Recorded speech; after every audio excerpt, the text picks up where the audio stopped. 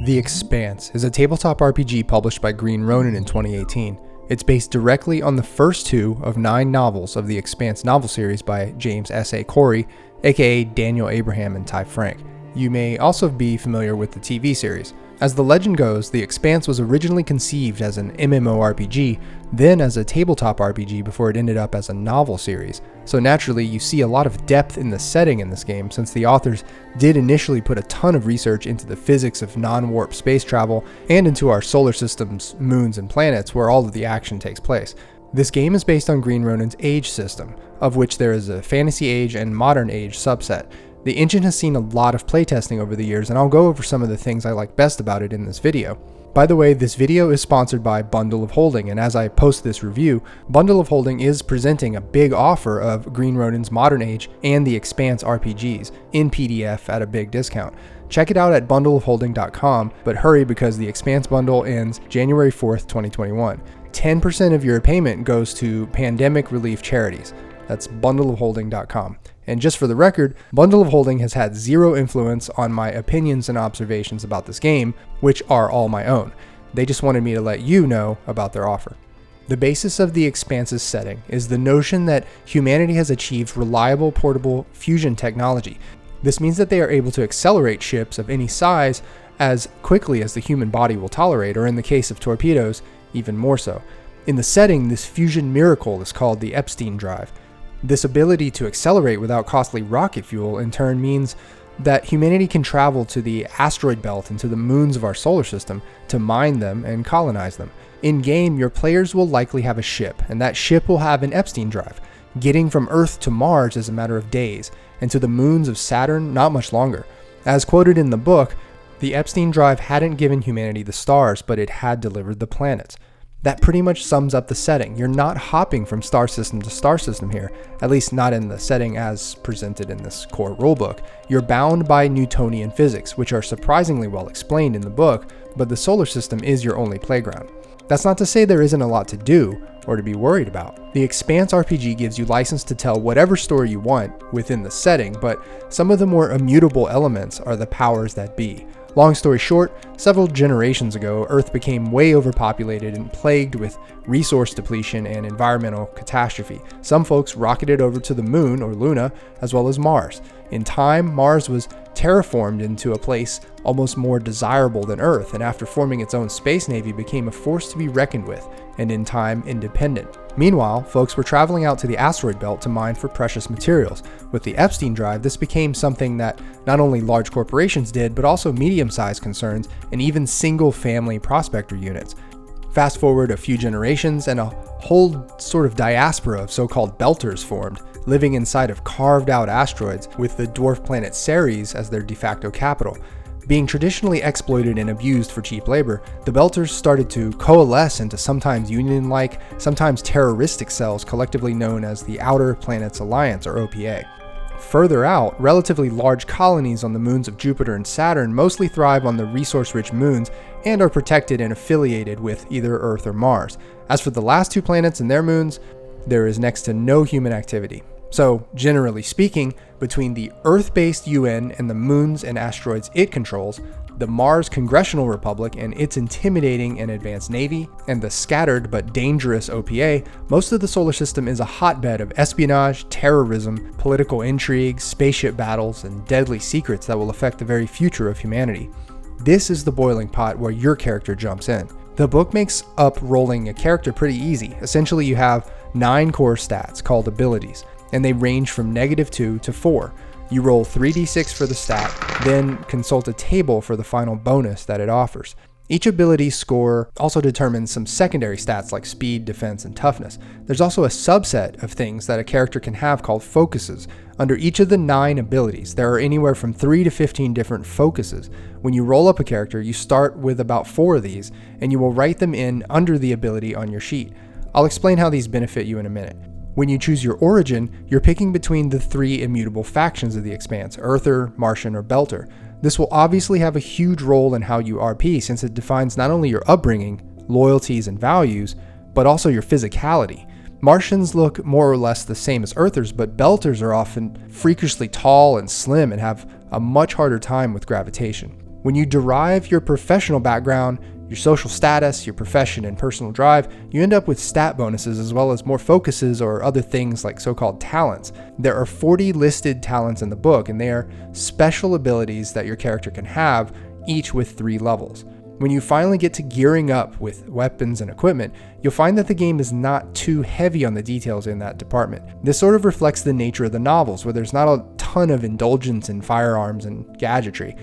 I do appreciate the item quality system they use, where they provide a nice list of tags that add some gameplay-focused depth to gear, even if they don't list out pages and pages of exotic tech. For the most part, the game's dice work like this. If you're facing a challenge, you figure out which ability or core stat applies, take that bonus, and if you have a related focus for the test, you either get a +2 or a +3, depending on the status of that focus. Occasionally, you'll have some other bonuses or penalties based on environment, gear, conditions, or other circumstances, but generally, it's ability bonus plus any focus bonus plus 3d6. You roll your dice, you add all those up, and if they meet or beat the target number, you succeed at the test. There are, of course, variations like opposed tests and advanced tests, and when it comes to action encounters, you will see a familiar turn economy of having one major action, one minor action, plus any free actions. But really the most remarkable thing here is the drama die. When you play one of these age-based games, you need 2d6 of one color and a third d6 of another color. That third d6 is your drama die, and it has a few simultaneous functions that are pretty cool. First and foremost, anytime that any 2 of your dice are the same number and you happen to pass whatever test you're rolling for, your drama die generates that many stunt points. So say you roll a 4 and 2 5s and you beat the target number. You would look at your drama die to see how many stunt points you have to spend. So in an example where I'm in a shootout with OPA terrorists in a hangar bay, I roll a success with this roll and earn 5 stunt points. I have the option of spending those points on a gun stunt. Stunt points almost always have to be spent immediately, and I have a choice from 13 different gun stunts since I have a whopping 5 points to spend. I can only use a particular stunt once per round, but if I have enough stunt points, I can combine 2 or more stunts as long as it makes sense in the fiction. A couple things about these stunts. One, they're random in the sense that the amount of stunt points that you generate is random. It's not based on anything other than the luck of the dice. So if you're looking for a merit-based system, you're out of luck here. 2, there are a lot of stunts in the Expanse RPG. I counted up a total of 13 categories of stunts with a total of 132 possible stunts to choose from within those categories, which is to say, stunts are the front and center biggest novel concept of the A.G.E game system, where a lot of thought and consideration was made beyond the normal trappings of a 3d6 dice pool. It makes for a very wild, dramatic type of game where, for no real reason besides the fall of the dice, your characters can pull off some completely unexpected feat at virtually no extra cost. It's not all cinematic combat stunts, as you can see from this list of categories. About a third of the game's activities are intended to be action, while another third investigation, and a third social encounters.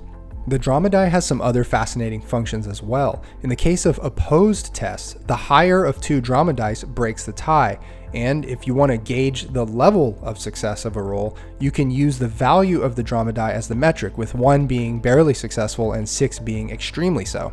Also, if your character is level 6 or more, you add 2 to your drama die when measuring your degree of success. Oh, by the way, the leveling up in this game is described well enough where the GM decides when PCs advance and there's a level cap of 20, but you're not going to find any sort of table that lays out each of the milestones, which would have been nice to have. One other interesting mechanic in the game is the fortune system, a constantly changing pool of points that each character has.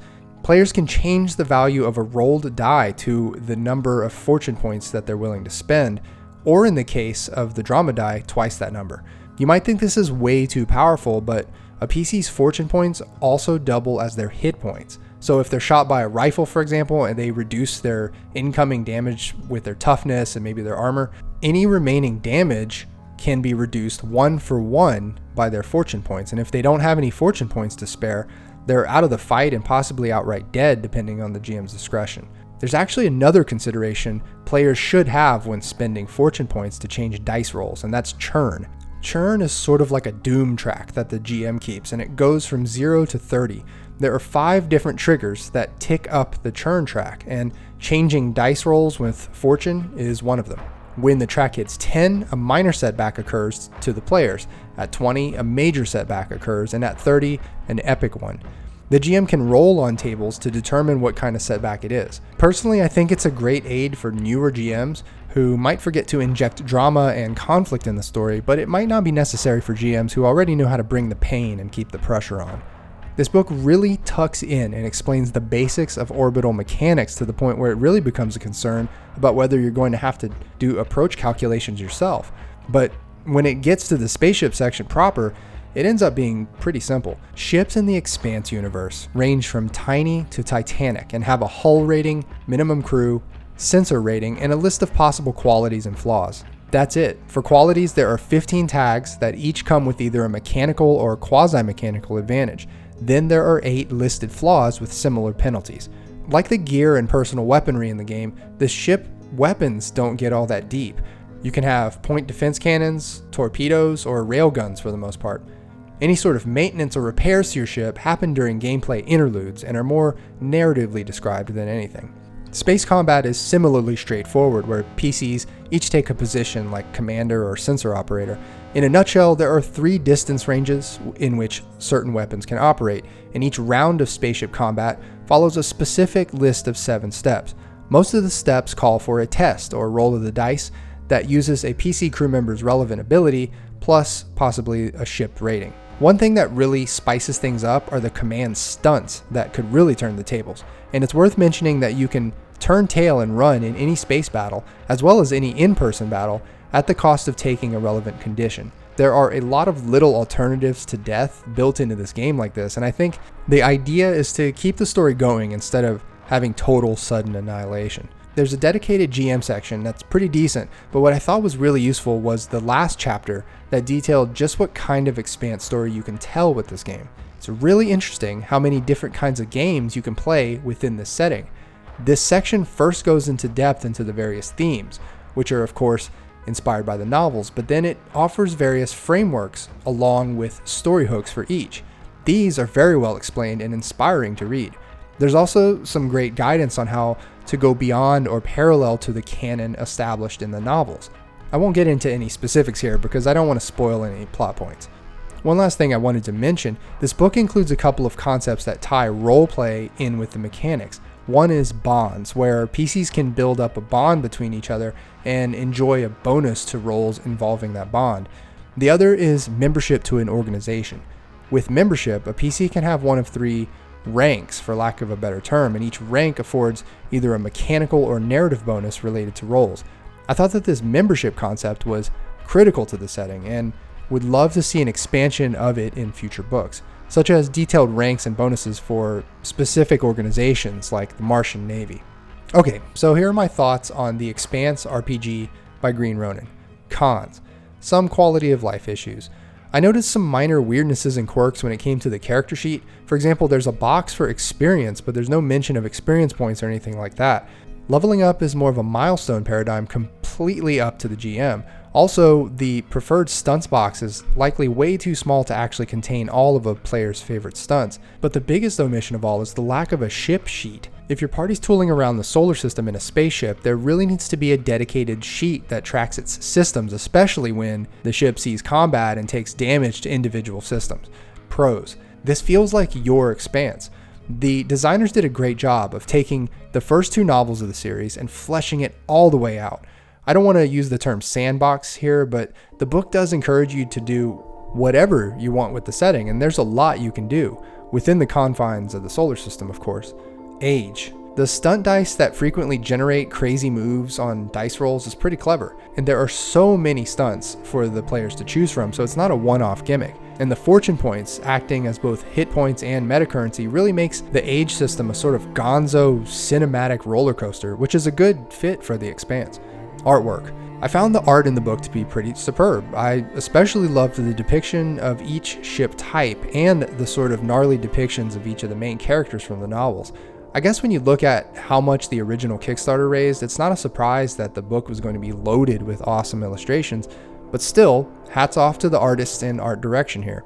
Like I mentioned at the top, you can grab a nice collection of ebooks of Green Ronin's Modern Age and the Expanse at bundleofholding.com for a great price through January 4th, 2021. and 10% of your payment goes to pandemic relief charities. Like any fan of the Expanse series, I've given a lot of thought to what it says about humanity, that even though we've finally been given access to our own solar system, we're still mired in tribalism, inequality, and exploitation of our own species. Wouldn't fusion technology solve all of our problems by providing infinite clean energy? Well, not according to the Expanse series, but maybe you can make things just a little bit better somehow. That's what this game offers its players, and it's a pretty fun proposition. If you were ever captivated by the lived-in world created in the novels, or what you've seen in the TV show, then this book acts as both your ultimate source book as well as your ticket to jump into that world and make a huge mess of things. As always, thanks for watching. This is Dave, signing off. See ya.